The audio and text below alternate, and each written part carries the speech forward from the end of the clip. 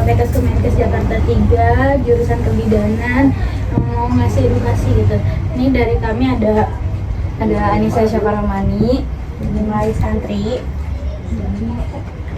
Nora Zalfazahia, Netranela Hombing, saya kan mau Zafar Salsabila, ada pembina Ferdinand Sani. mungkin Saya kasih questionnaire awalnya dulu.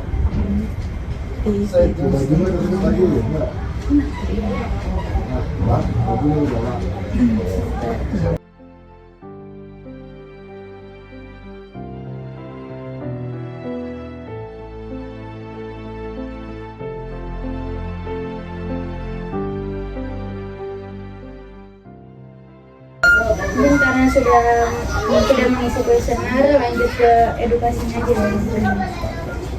Yang pertama itu kita bahas apa sih itu masa nifas.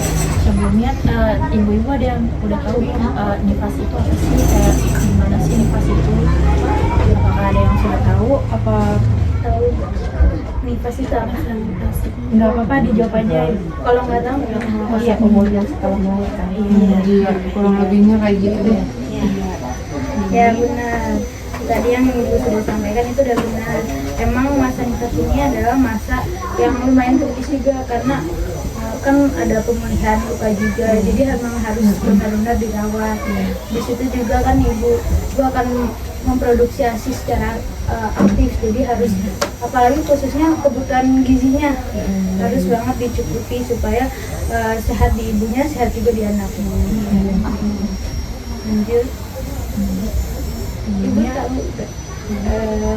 durasi nifas itu sampai berapa hari per bulan? Iya, benar. Saya mau jelasin. Jadi untuk durasi masa nifas itu berlangsungnya sekitar 40 hari. Untuk yang fase pertama itu ada hari pertama hingga ke-7. Jadi hari pertama hingga ke-7 ini pendarahan lebih banyak dan warnanya itu rata-rata merah cerah. Lalu untuk yang di fase kedua itu di minggu kedua hingga minggu ketiga. Di minggu kedua hingga minggu ketiga ini pendarahan ini semakin berkurang dan berwarnanya lebih terang. Lalu ada fase ketiga ini yaitu minggu keempat hingga minggu keenam. Di minggu keempat hingga minggu keenam ini pendarahan semakin sedikit dan warnanya lebih terang atau kuning gitu. Terus selanjutnya ada kebutuhan gizi sangatlah penting pada masa nifas. Sebelumnya ibu ada yang tahu nggak sih kenapa sih gizi itu sangat penting bagi ibu nifas? Karena apa sih jadi gizi itu penting gitu? Ada yang tahu sebelumnya? Ini kali ya pengaruh di ASI kali. Iya, bisa. Itu bisa salah satu. Ini bisa dijelasin. Jadi dalam beberapa bulan setelah melahirkan, sebagian besar ibu itu membutuhkan antara 1.800 sampai 2.200 kalori per hari. Namun jika ibu sedang menyusui, terus ibu juga itu butuh tambahan sekitar 500 kalori, atau ibu tuh lebih menyusuinya itu lebih dari satu bayi, atau ibu sering berolahraga yang lebih sering gitu. Jadinya ibu tuh lebih banyak gitu butuhin kalorinya mungkin lebih dari 500 kalori Tambah lagi. Iya. Ini ada poin-poin pentingnya kalori, pentingnya gizi pada masa nifas. Ada beberapa poin terkait pentingnya gizi pada masa nifas. Yang pertama itu gizi yang cukup itu berperan dalam menjaga kesehatan pada mental ibu. Lalu yang kedua itu gizi pada nifas itu mengurangi resiko depresi setelah pasca persalinan. Lalu poin yang ketiga itu meningkatkan energi dan juga stamina ibu dalam merawat bayi tersebut. Lalu yang keempat, kekurangan nutrisi tertentu itu seperti zat besi itu juga dapat menyebabkan anemia yang membuat ibu merasa lebih lelah dan juga lebih lemah dalam melaksanakan kegiatan sehari-hari ibu. Ya, tadi kan karena di masa nifas kan ibu juga masih mengeluarkan darah ya. Jadi kalau misalnya terus-terusan keluarin darah tapi nggak ada kandungan zat besi, nggak ada tambahan darah gitu, itu bakal gangguan Anemia Iya. Membuat lebih lemah lah ibunya. Bisa berdampak anemia kan darahnya terus kurang tapi nggak ada asupannya. Jadi harus konsumsi vitamin juga ya. Iya, Fe tablet. penambah darah. Itu ada kebutuhan gizi apa saja yang perlu dipenuhi selama masa nifas. Sebenarnya ada yang ibu ada yang tahu nggak sih gizi apa aja sih yang harus dipenuhi selama masa nifas itu gitu? Gizi kayak Iya. protein, besi ya, penting ya protein, Tadi juga udah disebutin. karbohidrat. Iya. Ya. Di sini, jadi ya di sini tuh ada kebutuhan energi. Jadi ibu nifas itu membutuhkan energi tambahan untuk pemulihan tubuh dan produksi ASI-nya. Terus juga ada rata-rata kebutuhan kalorinya tuh misalnya kalau ibunya tuh lagi menyusui itu membutuhkan 1.800 sampai 2.200 kalorinya per hari. Nah, kalau misalnya ibunya tidak menyusui itu biasanya tuh membutuhkan kalorinya tuh 5.000 kalori per harinya. Iya. Iya, ditambah 5.000 kalori per hari. Nah, terus ada juga sumber kalorinya tuh biasa tuh disarankan berasal dari makanan bergizi seperti kayak biji-bijian yang utuh, terus kayak protein tanpa lemak dan juga lemak sehat gitu. Ini jadi kalau kalorinya kan tadi udah dibilang nih di sini. Ini bisa diambil dari sini. Iya, Ada seperti biji-bijian tambahan itunya, utuh, tambahan protein kalorinya. tanpa lemak gitu. Iya.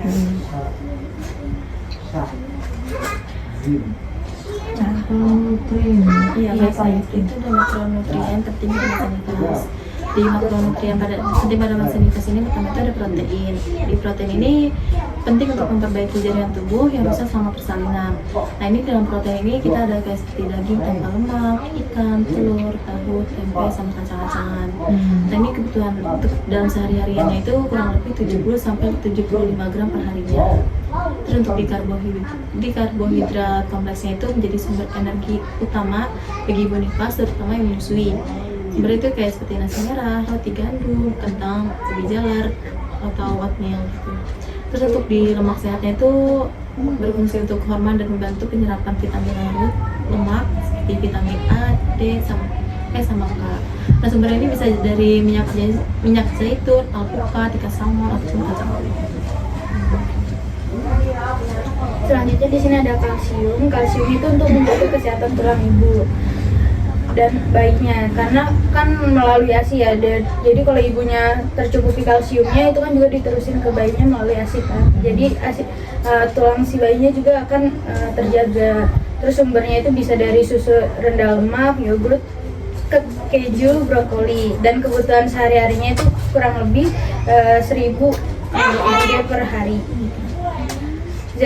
Terus kemudian ada zat besi tadi yang sudah disampaikan juga, ini untuk mencegah anemia kan ibu, untuk penambah darah juga pasca persalinan akibat kehilangan darah saat melahirkan. Ini sumbernya bisa dari daging merah, bayam, kacang-kacangan, hati ayam ataupun sapi. Terus ada vitamin A itu bisa untuk mendukung kesehatan mata dan meningkatkan kekebalan tubuh ibu dan bayi. Sumbernya itu dari wortel, ubi jalar, sayuran hijau gelap seperti bayam ataupun kale. Tapi ini makronutrien ini juga harus dibatasi gitu supaya seimbang antara misalnya karbohidratnya segimana, vitaminnya segimana supaya enggak jomplang. Karena kalau misalnya kalau ibu karbohidratnya yang banyak itu bakal diabetes juga kan kalau kebanyakan makan nasi gitu. Jadi harus seimbang. Nanti ada penjelasannya. Jadi pentingnya serat dalam masa ibu nifas itu yang pertama membantu melancarkan pencernaan dan mencegah sembelit. Jadi kalau ibu-ibu makan sayur, makan buah itu tuh bisa melancarkan pencernaan, juga bisa mencegah sembelit. Terus menurunkan resiko preeklamsia, terus menurunkan diabetes gestasional. Jadi kayak yang tadi kalau misalnya karbohidratnya jomplang sama seratnya kayak buah-buahan sama sayur itu kan bisa diabetes gestasional. Jadinya kita harus makan serat gitu biar dia menurunkan resikonya. Terus bisa menurunkan kelebihan berat badan selama kehamilan. Baik, selanjutnya itu ada kebutuhan yang harus dipenuhi juga, itu cairan dan hidrasi. Itu penting untuk ibu selama masa nifas. Cairan itu sangat penting. Yang pertama itu agar menghindari dehidrasi, karena dehidrasi itu kan untuk masa nifas itu berbahaya ya Bu. Jadi kita harus mencukupi cairan kita agar kita terhindar dari dehidrasi. Lalu yang kedua itu bisa mendukung produksi ASI yang cukup. Jadi dari cairan ini kita bisa memproduksi ASI lebih banyak agar bayi juga mendapatkan ASI yang cukup gitu Bu. Lalu direkomendasikan untuk minum minimal 8 sampai 10 gelas air putih per hari ya Bu ya. 8 sampai 10 gelas air. Lalu ada alternatifnya, selain itu ada air kelapa. Itu kan karena kenapa air kelapa itu bisa diminum? Itu karena mengandung elektrolit alami. Lalu yang kedua itu bisa dengan jus buah tanpa tambahan gula ya Bu. Lalu yang ketiga itu ada susu rendah lemak dan juga susu kedelai. Nah, dan harus diingat untuk menghindari minuman beralkohol dan juga berkafein tinggi karena dapat mengganggu kualitas ASI yang diberikan dari ibu untuk bayi tersebut Ibu.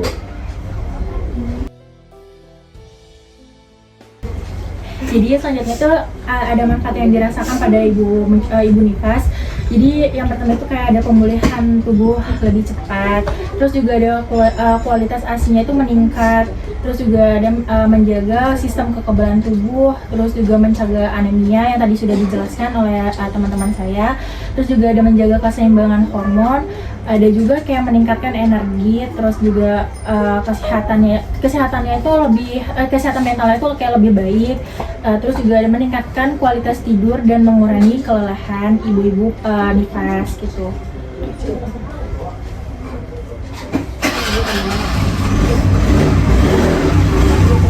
Tadi kan kita udah jelasin ke manfaat kalau misalnya gizinya udah tercukupi. Tapi gimana sih kalau misalnya nggak tercukupi, bakal ada apa sih? Apakah ada ibu yang tahu? Ya bisa jadi itu salah satu lemas, anemia. banyak. Tadi udah disebutin juga yang beberapa penyakit kalau misalnya tidak mencukupi gizinya. Ini yang pertama juga ada yang KK, ini paling banyak ditemui di ibu hamil, ibu nifas, ibu menyusui. Ini bisa diukur dari lila. Kalau misalnya kurang dari 23,5 itu berarti beresiko KK. Beresiko juga ke tubuh ibu, terus pemulihannya juga nanti bakal lambat, ASI-nya juga bakal berkurang karena kan energinya kurang gitu. Terus akan beresiko juga anemia tadi yang sudah disebutin. Ini misalnya kekurangan zat besi, nanti bisa anemia, terus nanti bakal ada komplikasi kayaknya lemas, pusing, pucat, dan udah infeksi. Apalagi kan lagi pemulihan luka-lukanya kan. Kalau misalnya kekurangan zat besi bakal udah terinfeksi karena kan belum kering ya Bu. Terus ada mastitis, itu ada peradangan payudara, nyeri bengkak, bisa disebabkan gizi buruk dan infeksi. Apalagi kan lagi menyusui ya. Itu malah nanti kalau zat gizinya nggak tercukupi malah ada kayak gini Bu, ada peradangan payudara, bakal ada inilah kelainan di payudaranya. Terus ada kalau kekurangan protein, itu nanti ototnya lemah, luka lama sembuh, daya tahan juga kalau menurun. Dan yang terakhir itu ada depresi postpartum, itu emosinya bisa nggak stabil, terus bisa dipicu kekurangan omega 3 dan vitamin D. Malah nanti bakal beresiko ke baby blues gitu. Nanti kayak emosi mulu ke anaknya, nggak mau jaga anaknya gitu. Karena badannya juga kan nggak sehat, berpengaruh ke otak juga. Selanjutnya itu apakah dari ibu-ibu ada yang udah tahu dari istilah dari isi piringku kayak di dalam kebutuhan gizi tadi? Pernah dengar sih, cuma dengar Kalau di dulu itu biasanya 4 sehat 5 sempurna, tapi sekarang kualitas sekarang udah jadi isi piring. Sekarang itu beda. Iya, penyebutannya pada Isinya penyebutannya. mah sama aja. iya, paling lebih detail di sini. Jadi ini untuk lihat kayak isi piringku pada ibu nifas itu berarti kayak kita memilih makanan lebih bergizi yang mendukung pemulihan tubuh ibu setelah melahirkan dan kualitas ASI-nya. Di sini ini ada di sini setengah terus dibagi setengah lagi itu buat sayur dan buah. Terus setengahnya lagi buat karbohidrat sama yang protein lainnya. Jadi biar seimbang. Jadi karbohidratnya nggak sampai setengah, jangan banyak-banyak. Terus di sini misalnya lauknya, di sini sayurnya dan di sini buahnya. Ya, jadi dalam isi piringku ini yang bisa dibilang tadi itu 4 sehat 5 sempurna. Kurang lebih kayak gini ya. Jadi jangan banyak-banyak kalorinya, jangan banyak-banyak juga buahnya, takutnya bakal ada kebanyakan vitamin diabetes. mungkin ada contoh menu makanan untuk fasilitasnya.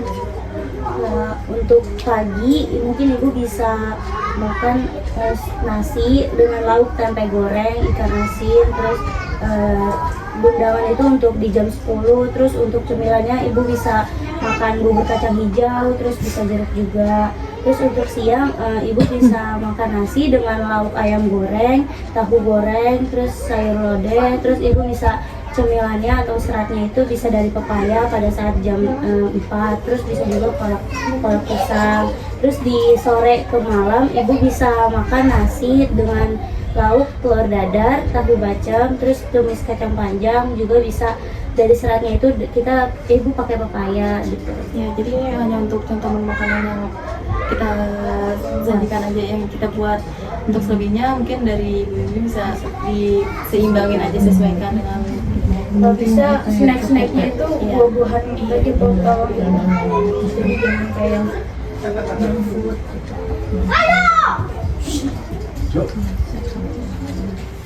Lalu di sini ada beberapa jenis makanan dan minuman yang benar-benar harus dihindari selama kita masa nifas. Itu yang pertama itu adalah alkohol.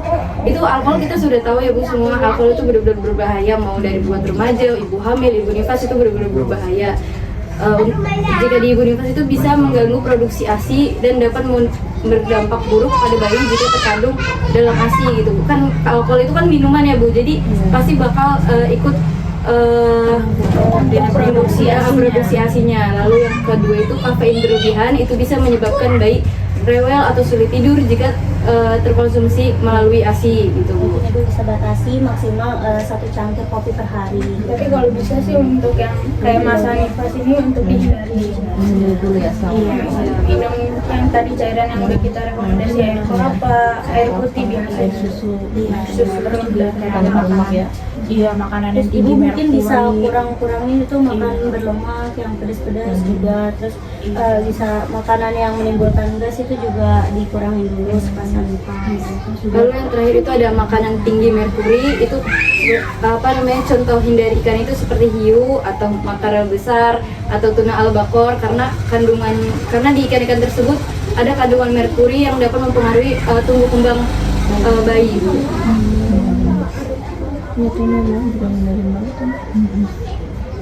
Terus selanjutnya tuh kayak ada bagaimana sih cara menjaga pola hidup sehat pada masa nifas itu, apakah sulit atau apa gitu. Ya, kita di sini ada tips-tipsnya. Iya. Jadi tips pola makan sehat untuk ibu nifas yang pertama itu kayak ada konsumsi makanan dalam porsi kecil namun sering, kayak misal tuh kayak setiap 3 jam sekali gitu, jangan kayak sering banget gitu biar nggak terlalu kekenyangan ataupun gimana gitu. Terus juga tips yang kedua tuh ada kayak isi setengah piring dengan buah-buahan dan sayuran berwarna-warni gitu, jangan kayak cuma satu warna aja, kayak apa sih makanan yang siap saji aja gitu, kayak harus ada sayurannya gitu, ada buahnya kayak buah pepaya misalnya, atau buah semangka atau buah itu buah naga Juga isi piringku yang tadi itu kan warna-warni kan. Iya, yang diisi gitu. piring. Nah, terus tips yang ketiga itu kayak ada pilih biji-bijian utuh sebagai sumber karbohidrat utama. Terus juga tips yang keempat itu ada tambahkan cemilan sehat seperti yogurt yang rendah lemak ataupun juga kacang-kacangan. Nah, terus juga tips yang kelima itu ada hindari makanan cepat saji atau olahan yang rendah nutrisi. Jadi kayak kurangin dulu lah makanan yang junk foodan atau yang siap-siap saji gitu, yang yang rendah nutrisi biar enggak ikut ke bayinya. Iya, jadi kayak lebih baik makanan yang sehat-sehat dulu lah biar bayinya juga sehat gitu. Nah, di sini juga ada seperti aktivitas fisiknya, mungkin dari aktivitas ringannya sangat dianjurkan setelah masuk pemulihan. Dari awal selesai, mungkin ibunya bisa jalan kaki santai sama kurang lebih 15-30 menit seharinya. Itu juga untuk kayak peregangan ringan untuk mengurangi stres di otot-ototnya. Terus juga kayak manfaat olahraga ini juga membantu penurunan berat badan secara bertahap atau meningkatkan mood melalui pelepasan hormon endorfinnya. Jadi kayak dengan kita jalan santai itu kan kita kayak bisa merefresh otak kita atau kayak menghirup udara segar yang membuat kita jadi lebih tenang, merasa lebih Sambil dijemur bayinya misalnya biar tulang bayinya itu Aktivitas sehari-hari nyapu juga kan itu udah kehitung aktivitas ringan.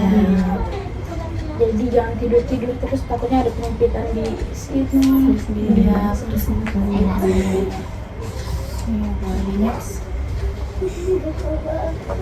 Jadi kita sudah memberikan edukasi. Apakah ibu-ibu ada yang mau bertanya atau punya pertanyaan gitu, ntar kita menjawab.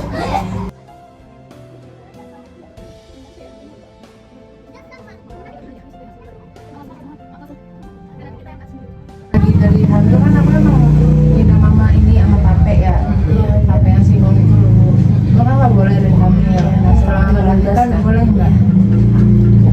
Masa nipas dalam masa nipas Pas itu juga boleh makan makanan kayak tape, apa sih durian misalnya gitu yang bergas.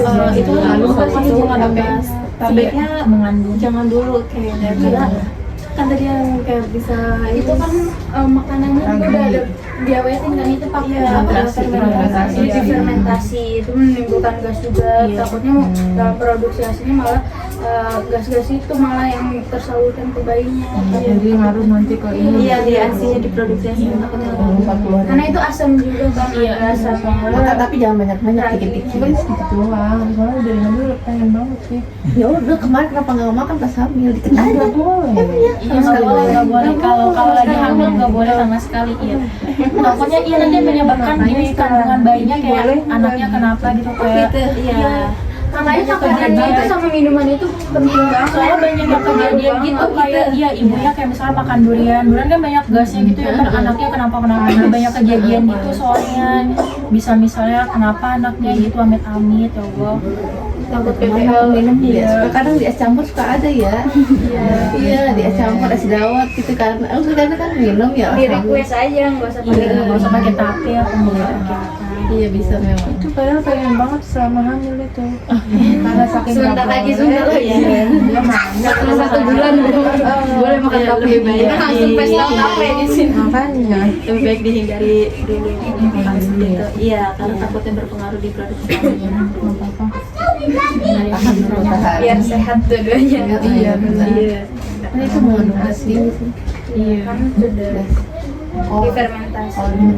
Jadi asam juga kan airnya itu. Mengandung asam. Kasihan nanti adiknya.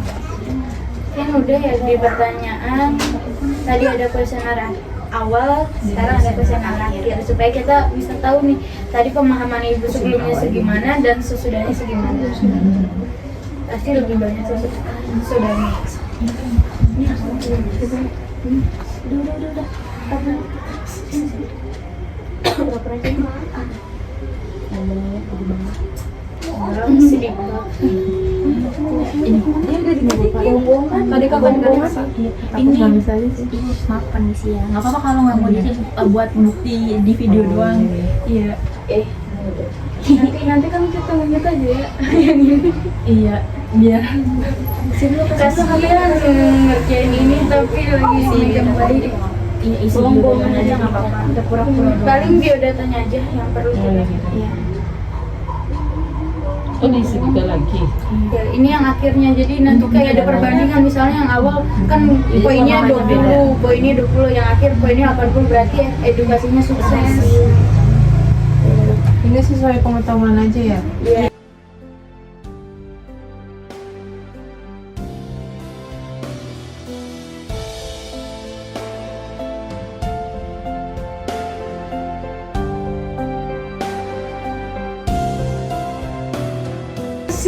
Ibu, terima kasih karena sudah mendengarkan edukasi yang kami berikan Iya, terkait dari kebutuhan kami. gizi pada masa nifas. Semoga apa yang kami sampaikan bisa diaplikasikan supaya ibu sehat dan anak juga sehat. Amin.